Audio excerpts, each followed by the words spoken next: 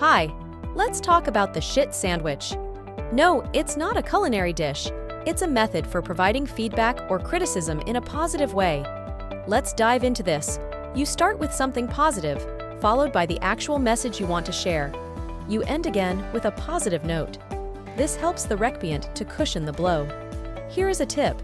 Conclude with encouraging words or a suggestion for improvement to keep the person motivated to grow. Let's check out an example. Meet Paul and Christine. Hi, Christine. I must compliment you on your hard work on the presentation last week. Thank you, Paul. I've noticed, though, that sometimes deadlines slip. Yes, I get that. I'm struggling with that sometimes. Let's work on time management together to keep things on track. But, again, your work has set a great example for the team. And that's the shit sandwich. Good luck with practicing.